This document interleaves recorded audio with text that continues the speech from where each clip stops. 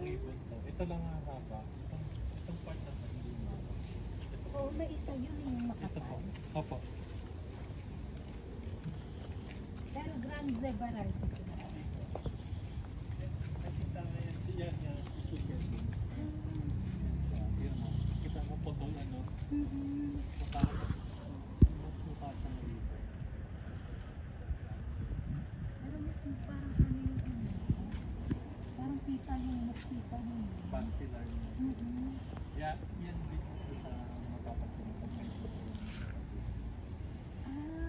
Medyo parang dance Asa yung kanya? kaysa doon sa isa. Yung mas kita. Yun po, kailangan naman.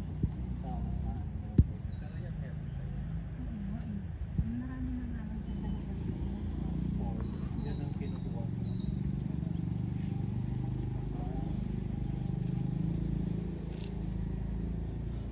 Isa rin ang plate niya. Ginagawa namin dyan. Pinapush ko namin. Tapos sinahalo sa tubig. Ini-spray. Gario, usually. Napanood ko last time sa Indonesia na hinalo nila siya sa water, distilled water. Tapos pagka na fully mix na siya sa water, i-spray nila yan. Okay. Pwede rin yung gano'n. Tapos parang i-incubate nila yon. Then after weeks or months, meron na siyang spores na lalabas na doon. Kanya-kanya kung saan ano. Oo. Mas parang feeling ko effective lang. Kaya alam medyo messy. Mm-mm. Sa amin, ang ginagawa naman namin, sa dyaryo, binabrush namin. Tapos lalagyan namin ng parang stockings na medyo malaki butas. Mm-mm. With rubber band. Tapos yung media, we prepare na sterilized na. Pinakulaan yung pasla, cork moss. Tapos parang Ajinomoto. I-spread namin ng ganon. Para even. Para wala na. Mas effective yun. Lahat naman basta nakakapit na sa media. Effective yun. Kaya lang talaga mga 6 to 8 months bago mo makita. Parang lumot na muna siya eh. Yeah, ganun ang start. Oo. Matagal. Pag start Pero sa dami spores, naman. ang dami. Marami ngayon may gusto sa sabon. Friends, kasi marami sa atin endemic sa Pilipinas. Oo. Doon sa event, wala. Konti lang naglabas eh.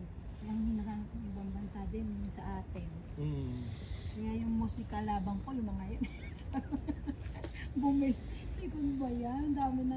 Yung kanila lang, mga silver yung kanila, diba sir? Pati film, Mga silver. premium. Oo. Tsaka silver type. Pero mas gusto pala nila yung ating. Marami tayo. Marami tayong jeans niyan pero hindi lang talaga nabibigyan ng pansin. Mga nidus, mosifolium. Yeah. Ganda nito sir. Hindi na talaga siya matatanggal lang. Grande kasi solitary. Kaya habang tumatagal, pag palaki siya ng palaki, mas majestic siya eh. Kasi wala siyang mga anak na sa gilid. Kaysa doon sa isa nating Luzon. Coronarium.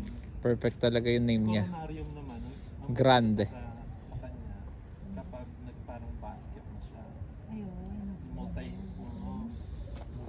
Pero mas nagagandaan talaga ako sa ganito. Pina-flat wall maganda Oo. talaga siya. Siguro kasi parang messy tignan eh. Babagayan mo ng lugar. Ito kasi wall lang. Saka ayaw ng overwatering. Mamamatay yun, nabubulok. Pero pag ganyan, okay na yan eh. Pag ganyan kalaki, no? Hindi na siya maarte. Lang siya eh. Pero ang ganda niya eh. Yan. Lagyan mo yan ng kahit isang tabo or isang pating.